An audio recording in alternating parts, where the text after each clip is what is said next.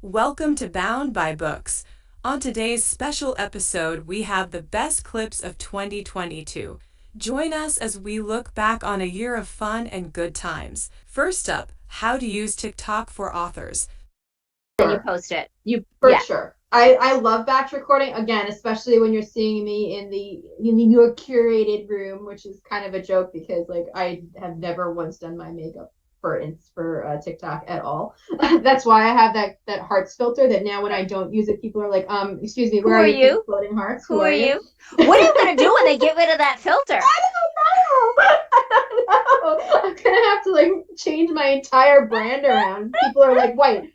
I've had people in person be like, oh, Where are your purple? Where are your pink where are hearts? where are your pink hearts? I'm like, you know that I don't actually have pink hearts floating above my head, right? I mean, if that was a thing, I would totally go down for it. But like, I'm a But human being. that was a smart thing for you to do because it's associated people with that now. So you're the pink heart lady, you know? The pink hearts, floating pink hearts. Like, although it's really funny when somebody else uses the filter, people get weird about it. They're like, that's not yours. Tina. You're copying. I was like, anybody can use the pink heart. Calm down, people. It's not that serious. It's very funny, but people get weird about that kind of thing. But anyway, sorry. Just went on a little side road. But yeah, I do batch record. Yeah. I also just randomly post. So I like I said, if a thought comes to me and I pick up my phone, I'm like, whoop, there we go. So you're not like, it's 12 o'clock on a Saturday. I need to post. It's just, I haven't posted a TikTok today. Crap. And then you just pull something out of your drafts and go from. Yeah. I mean, I think that especially if you're, a full-time worker or, you've got kids running around, you gotta record a bunch when you have a moment of quiet, when, you've got a t-shirt on that isn't stained or whatever. Next, we have hostage deadlines and writing resolutions. But no, I sometimes will in the same day because I don't do a word count goal because that stresses me out. I will do a chapter goal a day, so it'll be whatever the chapter goal is. And again, if that doesn't get done, yes, it gets moved over. But I also will plan in like a day or two in each month as like catch up if I completely get overwhelmed, so that I know that I've got a buffer to catch up on that chapter that I didn't get done. And if there's nothing that day, I have a day off, so it's a built-in day off. But the only time that I'll work on two projects in the same time is if, say, I'm writing the first draft of something. I know that first draft is going to take me a lot of time. That's going to take probably the bulk of my day. But a fourth draft of another book, I'm just looking for like typos, formatting issues. I'm not changing the plot significantly there. I'm looking for just doing a quick scan, so I can do that much quicker, and I can flip to that brain quick enough because I know that don't mess with the details at this point. Yeah, no, I hear you on that. But usually, it's one project a day, for sure. Yeah, you can't. I mean, I can't say you can't, because I'm sure there are some prolific minds who can compartmentalize down to the small minutia where they can do that. But I can't. My characters in my head are greedy and selfish. They're toddlers. They're running around going, me, pay attention to me, and I need to put them in timeout when I'm writing the other one, or put them all in a room with a nanny. It's okay. You can talk to her, So so in a 7-day week, I could have 2 books that I'm probably working on. So 3 days a week I'll work on something, and then 2 days a week I'll work on something else. One day I'll take off, and then one day I dedicate to just marketing stuff that I do. Now for a look into Kindle Unlimited versus Wide book publishing. There's a lot of moving pieces that have to be examined. There really is, because there's really not a one size fit all. And I will agree that if you are doing a rapid release, KU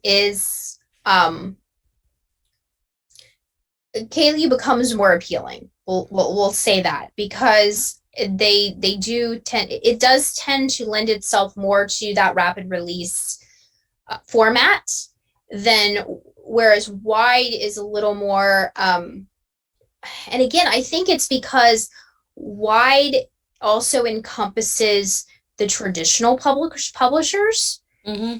because there is no traditional publisher that I'm aware of the top five, of the big five, that only publishes on Amazon. No. They all publish wide.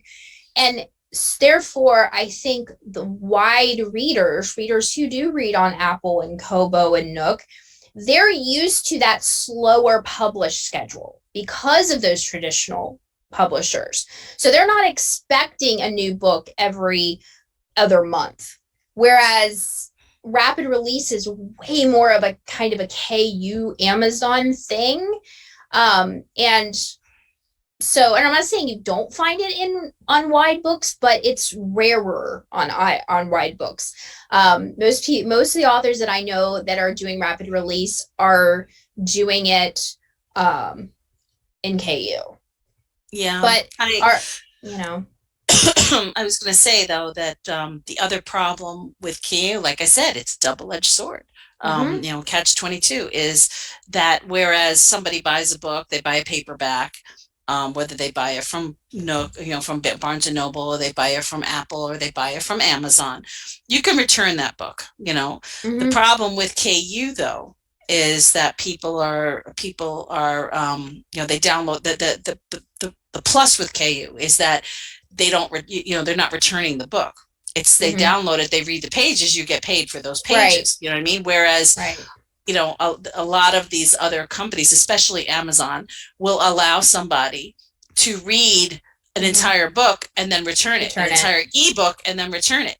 If they can calculate how many pages they've read in an ebook in KU to determine how many pages you're going to get paid for, then they know how many pages have been read in a book that is on their Kindle. Because a Kindle is, even though you pay for the book, it's still linked. It's not yours. It's digital. It's out in the ephemera. It's out in the ethereal. You know what I mean? So KU can just wipe your shelf clean. It's not like having, an actual paperback in your hand that it's physical. If they can't come on your door, knock on your door, ring it, and then confiscate your books, they can confiscate your virtual bookshelf anytime they want if you violate terms of service or what have you. But one of the things they do allow is serial readers, to serially return books, and so that in effect using Amazon like a library. And, so that is something that they need to address as well for us authors, Time to define morally gray characters. Like me! Well, how would you describe what a morally gray character is? I actually think that morally gray characters are probably the most human.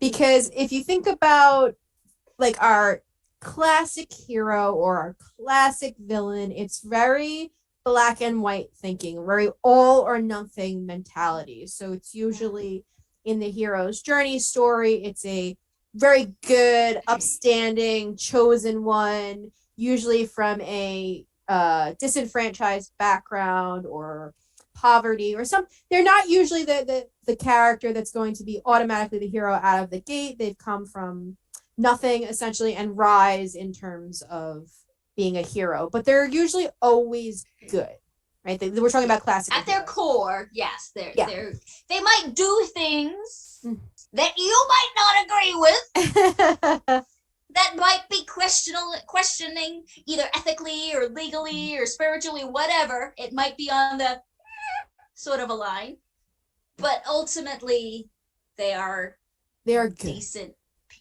Right, they're all good. Or you have on the flip side of that, again, the true classic hero model, the all-powerful, all-strong, all-encompassing, just true good guy, like not going to do any wrong type thing, right? There's kind of two folds. Captain America. Yeah, but they're very black and white thinking. Right. This is it must always be this way for this is the only good way, right? This is the or right a very path. two-dimensional villain. Yes. It's all this, it's so the gray all is bad. sort of in the middle there. There's some good, there's some bad. It's exactly.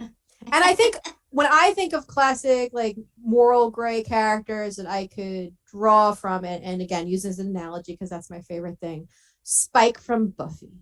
Spike from Buffy is my ultimate morally gray. And some people will say Angel to an extent, and Angel just comes off as too good to me. He's just so good. He's just so good. He's so good all the time. Spike is not. Right.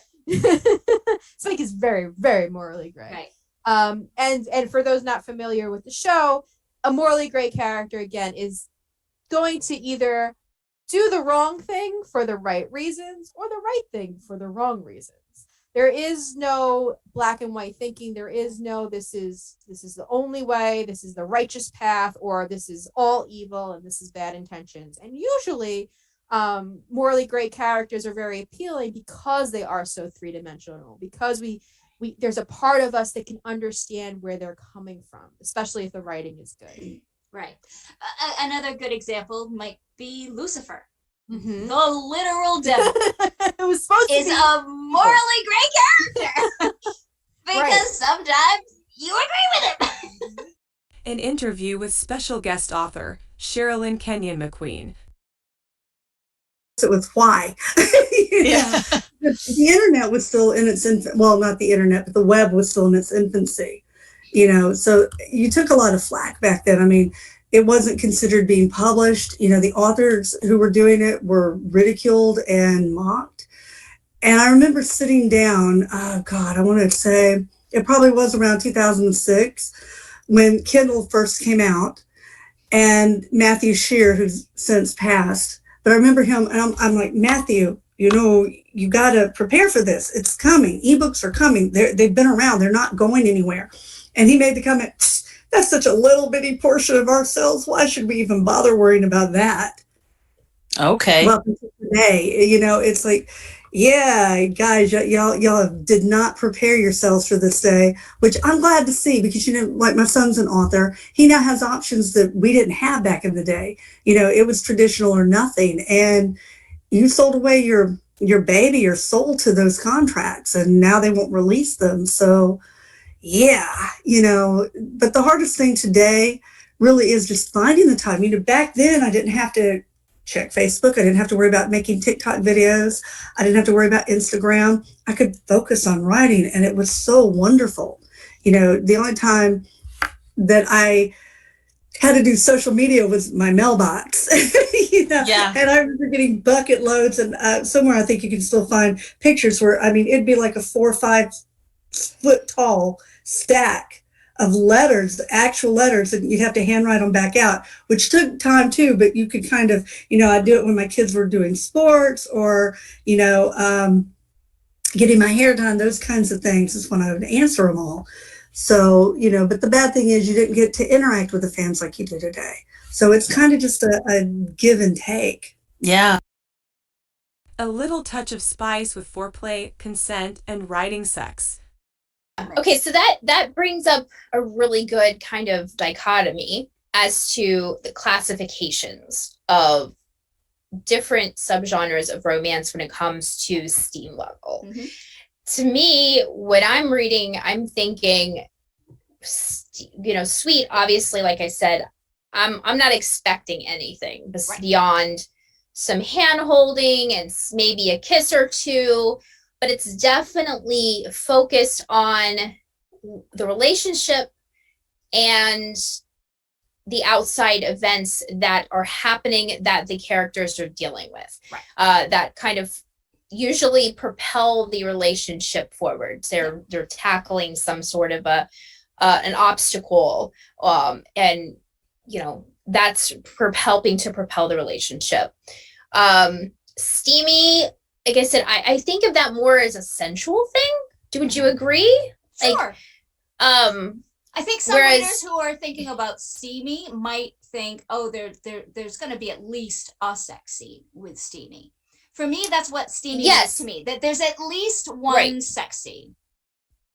It's I not, would say it's not the main yes. part of the story, but we definitely. But I also don't think it's explicit. It's not It doesn't need to explicit be. either. No, I don't think it needs No, to be. But I think I there's would- definitely sexual tension that is Yeah. involved.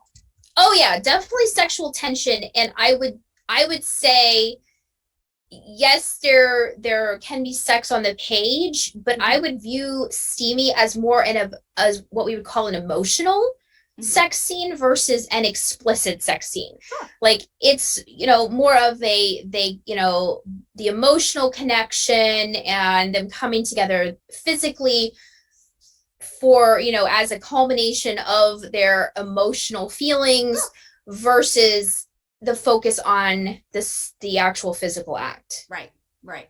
So then the difference then for you, what would the difference then for you be between a spicy book versus an erotic book? Now, for me, a spicy book would be multiple sex scenes, but we still have a good plot involved. Where for me, erotic is more, the sex is more the front burner and the plot is sort of the back burner. But how do you define it?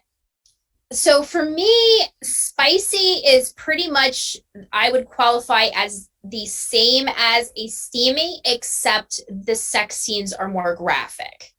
Okay. So whereas the steamy is more of an emotional sex scene, and you have no more than 3 of them in a book, but you're definitely going to be focusing more on the emotion, the touches, this and that, and the other, versus, the mechanics of that. The mechanics. Talking about building your author brand. I don't think I could ever write a book that was nothing but fluff. My brain doesn't work that way. But at the same time, being a New Yorker, snarky humor is kind of second nature to us. I mean, what I'm talking about. You're as much a New Yorker as I am. So, it's so true.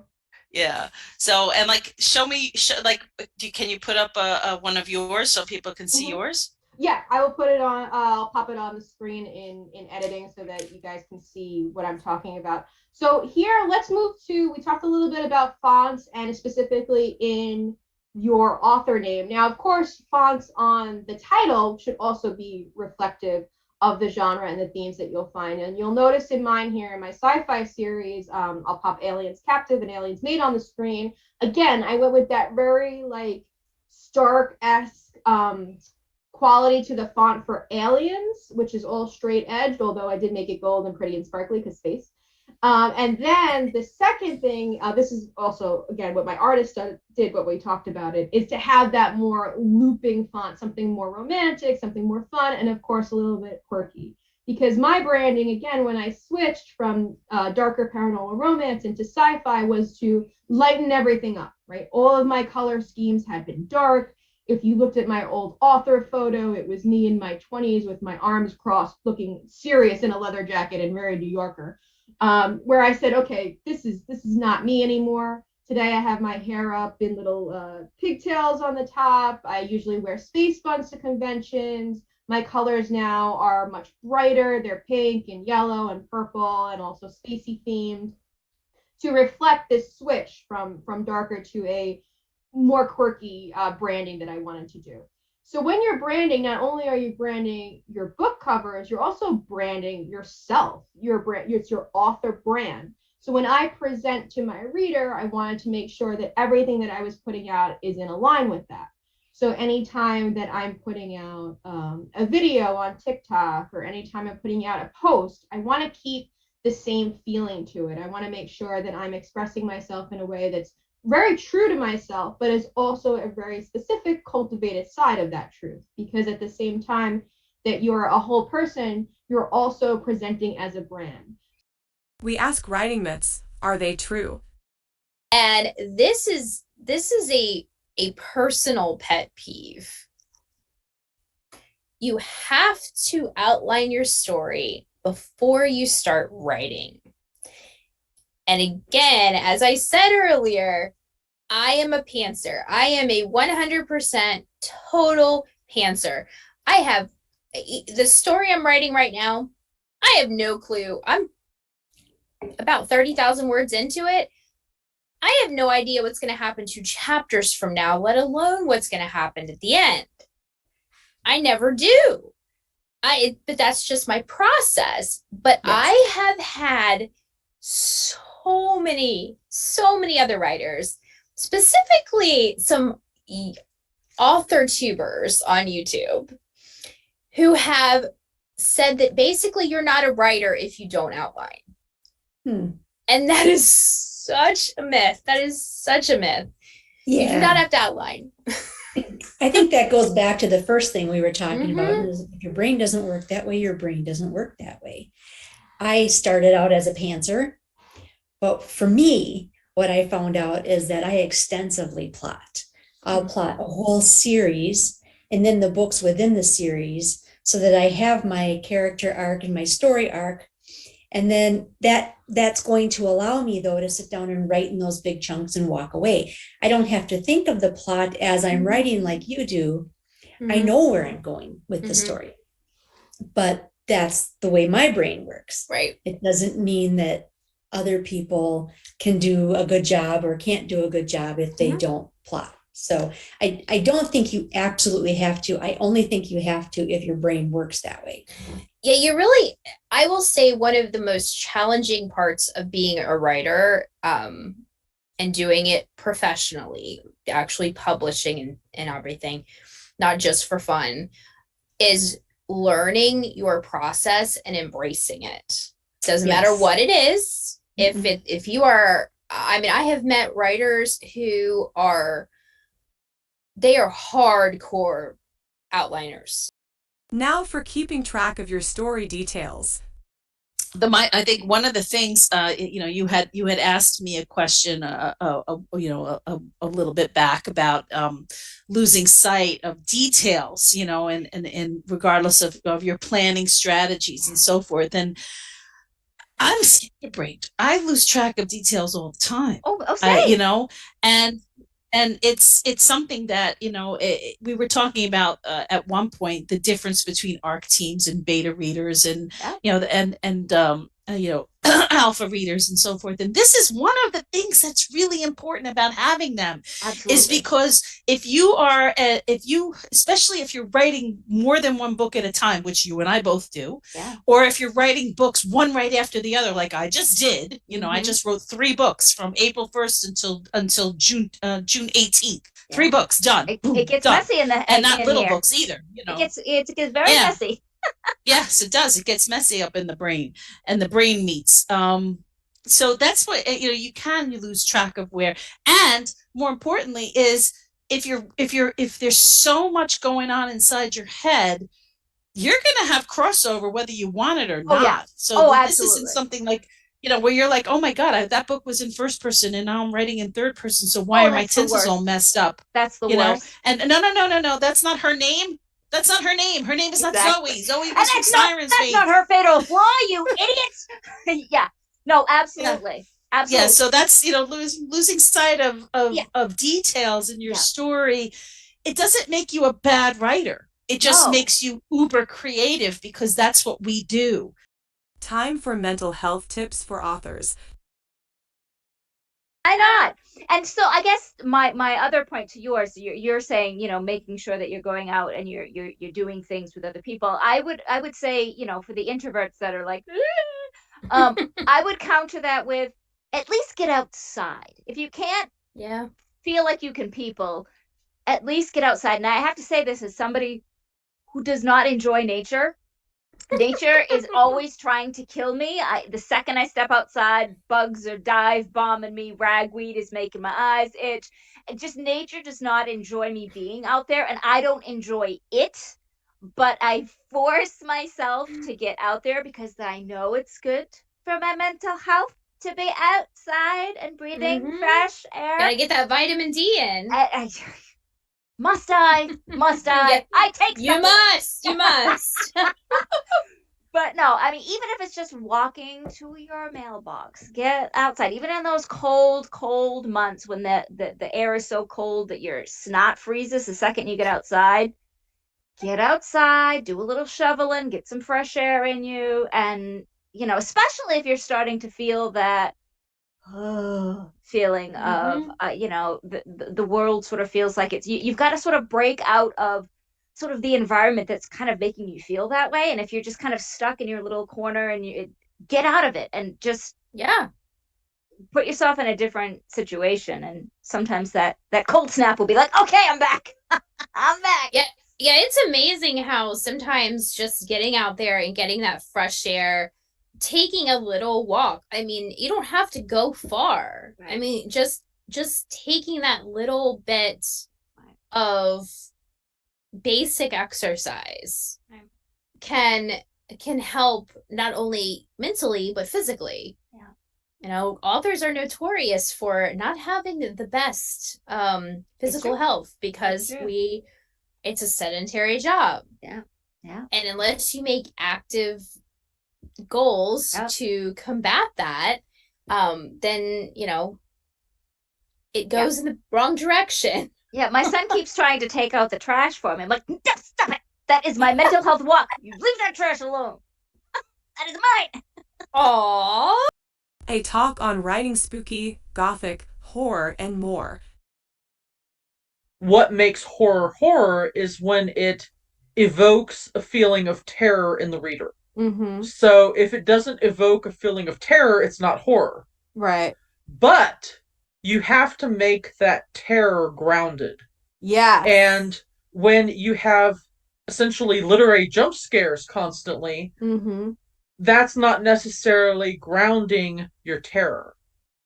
That's such just a like, good way to put it. Just a shock moment. Yes. And then after a bit, you're not really shocked anymore because they keep happening. Right. But if, Stephen King's Salem's Lot is a really good example. You have an author who moves back to a small town to write about a creepy house that there's been, ghost stories about for years. And, the most of the book is just, how the author in the book is adapting to small town life and dealing with, people getting in his business when they shouldn't and so on and so forth. Mm-hmm. And then the creepy stuff starts happening. And it almost wiggles its way in like a plume of smoke. Mm-hmm. And then it starts enveloping the rest of everything. And then you're finally faced with, oh my God, here's the vampires. What the heck do we do? And then you get, climax upon climax, and then it really hits you over the head. Right. And so I think that's what makes Salem's Lot one of the most well-written vampire stories that have been written to this date, because there is that creeping in and this evocative of the terror that's grounded in real life. Yeah, and I think Stephen King in general, love him or hate him, nobody's going to argue that it has influenced the market. A last look back at the best clips of 2022. It's funny, as we're talking, I literally had this epiphany of, I think one of the reasons why I resist to-do lists so much, I like having a plan, but I resist the to-do list because there's a certain amount of guilt associated with not checking off everything on the to-do list for me. Sure. So for me, it's if I write down what I already did, it makes me feel good. It gives me that dopamine rush, but I'm not beholden to some list where I'm going to feel guilty. And that's the same thing with writing every day. I have this immense guilt of not writing every day when I know that really that doesn't work for me. And in my former job, my whole job was literally, there was a different thing happening every day. I never had structure. So I think I've just embraced the chaos, so to speak, of what's going to come today? What's going to be the thing? But if I can carve out a couple of days in the week that's just writing or mostly writing, I do feel have a better process. So. You might do well with a weekly to-do list. These are the things I'd like to do this week, so that there's some flexibility if you don't get to the thing that day. I still have 3 days. I don't have to do this thing right now. I know it needs to be done. And if it doesn't get done in that week, it just goes to the next week. You just move that task over and it'll get done. I'll just say there's plenty of days when I don't make it through my entire they're not all checked off. But if I erase my goal is to get most of them checked off. And I was watching something that was saying that if you continue to move a task for an entire week, so for 5 days, if you move one task for 5 days and it's still, you just keep bumping it, then you need to reevaluate how important that task actually is. Yep. Because or reassign it to somebody else, or or delegate it, because if you put it off for 5 days, how important actually is it to you to get done? That's a good point. So, I think maybe, like you said, you're feeling guilt, if I don't get everything on that list done, but that's not really the point. I mean, the point is not to get it all done. The point is just to organize your thoughts and, move through it. Right. Figure out what tasks need to be Right. redistributed.